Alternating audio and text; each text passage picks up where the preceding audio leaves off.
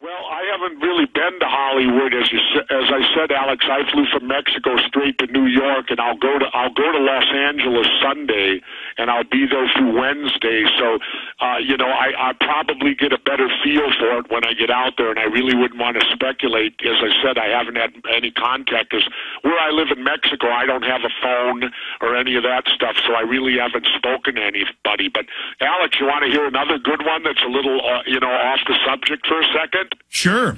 My book right now, and I urge everybody, there's 3 new books out this week. I have mine. Dog the Bounty Hunter's got one out, and I don't care if Dog beats me or not. I kind of like Dog. He's kind of an interesting guy. But here's the one. We're beating the crap out of Karl Rove's book. And that's the guy I want to beat. I want this book to beat Karl Rove, because Karl Rove's book, I haven't read it yet, but a friend of mine read it, and he told me that the book is trying to rewrite history. Oh, yeah, saying basically that Saddam had WMDs and things. You said you'd like to waterboard Cheney. What about Rove? I actually saw Rove when I did the Today Show. Matt Lauer introduced him right before my segment, and I was standing there, and I just stood back and kept watching him. But I will give Rove one bit of credit. He has lost a great deal of weight. Well, I guess that is credit for him, but he is such a wicked person. Well, he sure wasn't to me. He came almost running over to me to shake my hand, so I don't know what that was all about. Well, he knows you're a big political contender, but as Tyrell said, you want to do the TV show and some more books, but you're leaning towards riding off into the sunset? I hope that's not the case. Well, I'll tell you what actually happened, and you can thank Dick Russell for this. In my last book, Don't Start the Revolution Without Me, you remember I wrote that last chapter as fiction? Yes. Where I made the run for the president with Robert Kennedy Jr. and I get shot and all that stuff. Well, I was going to end it right there. I was going to die in the end of that book, and I was never going to do anything public again. I was going to destroy Jesse Ventura. I created him, and I was going to destroy him then and then go on. And you can thank Dick Russell, because he talked me out of it, and he only put me in a coma. So obviously I've came back from the coma. Oh, wait a minute. Are you starting to maybe think about 2012? Oh, no. I just mean it's still considered to be in the public. No, Alex, I have no desire at this time to run for public office at all. I think that in many ways I can be as much or more effective in what I'm doing right now. That's right. You can go off and cogitate kind of in the mountains like a prophet, and then occasionally come back to the wicked city and enlighten us. Well, and then what's good about it, Alex, is I can come up here and stir everything up and all this stuff, and then I can run back to Mexico and leave you with all the collateral damage. I probably shouldn't bring stuff up on air without asking you, but I don't want to give you more work to do. But may we ever see Jesse Ventura sitting in the Alex Jones broadcast seat for me? It could be. Like I said, you need a vacation. So, maybe if you want to take a vacation sometime, I won't promise anything, but if you want to take a vacation sometime, I might sit there, but the people will have to understand something. It'll be different. I don't have all the knowledge that you have. Oh, yes, you do. No, I don't. You have a lot of different knowledge I don't have. I have some knowledge you don't have. Well, okay, and together we'll make a whole, I guess. Exactly. Are you kidding, Jesse? That's such a great idea. I hope you do it. Listen, so much is going on. So much is happening. I want to put the call out again for people to buy the book, not just to beat Karl Rove. Your show being #1 on True TV, one of the top shows on cable for a new show is unheard of. The fact that your books are bestsellers, that this one's a bestseller. I mean, this is really the alternative media and alternative views starting to supplant the mainstream media. The new numbers came out last month that now the alternative media together is bigger than the mainstream media. So I think we see these dinosaurs really starting to realize that their time has ended. Well, I'm not sure about that, or maybe it's the fact that even better, maybe this country is starting to wake up. Absolutely. Maybe this country is people are starting to get finally frustrated enough with the media that we have and the status quo that's going on and has been for years and years, that hopefully we're accomplishing that. Because, one thing, I don't agree with them totally, but because of some of the people in it, but I actually like the idea that the Tea Party's out there stirring it up too. Absolutely. We're going to break. I want to come back and ask you that big question that Dick Russell brought up quite a bit. All the people he knows that have been killed who expose this stuff, and why you made the decision to be so bold. Because, folks, when I say this book is hardcore, we'll go over some of the chapters later. We'll also open the phones up.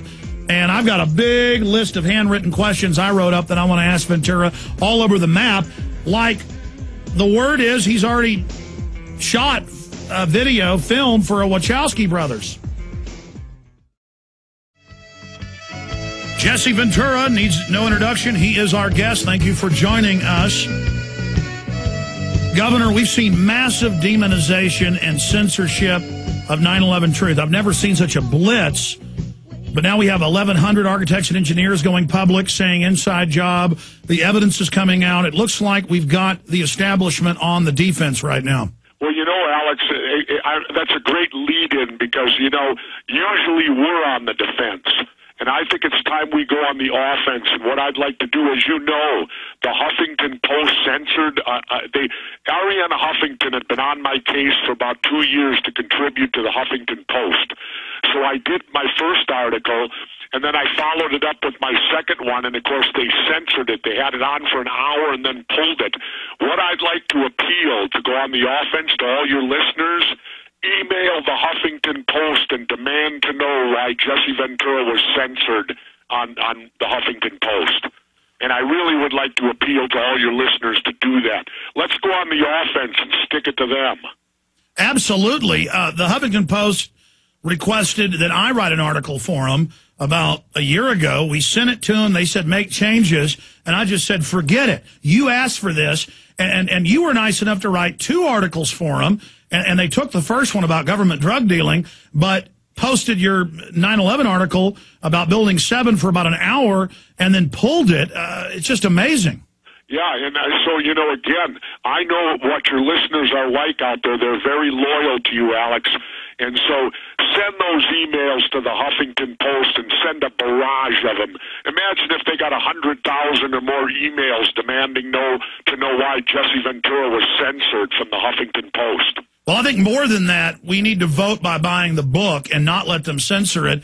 And we also, if you want to get serious, go after their sponsors, because they might just like the traffic from emails overall and think they're getting attention out of it. But, I mean, that's a good idea, but there's got to be some other way to punish these people. How about folks go get the article that we reposted at Infowars.com. In fact, print it for me so I have the title. What was the title, Jesse? People can find it all over the web, and then that way we can email it out to all the media. I think that's the best way to really protest this, is to make sure that's in everybody's email inbox. Well, on the top it says Huffington Post, Jesse Ventura, Article 2, American, and in parentheses, American Conspiracies, and the title is What Really Happened on September the 11th. What really happened on... Title, What Really Happened on September 11th. What really happened on September 11th, Jesse Ventura. Search that, find the article that was censored. It's all over the web now, and get it out to even more people. But you know what, Jesse? I think them censoring it only backfired on them.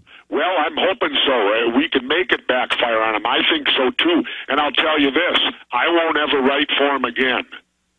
Absolutely. I mean, they come to you, and then they censor it. Getting back to what Dick Russell was saying 2 days ago, he was, you know, for those that don't know, a top JFK researcher, several best-selling books. He was talking about all these witnesses he would interview who they would then murder, and we know how many people that the establishment has assassinated, and you really are coming out bold now. Do you want to say on record that Jesse Ventura will never commit suicide? Yes, I'll say on the record, absolutely. Jesse Ventura will never, ever commit suicide. And I second that. I will never commit suicide. I had the D.C. madam on air say that 3 months before they killed her.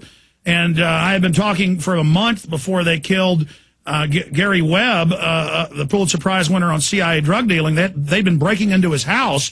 And he was getting ready to come on the show when his new book came out, and they shotgunned him twice in the head. And the police said, Jesse, it's very normal to shoot yourself twice in the head. As a trained Navy SEAL, is that poppycock?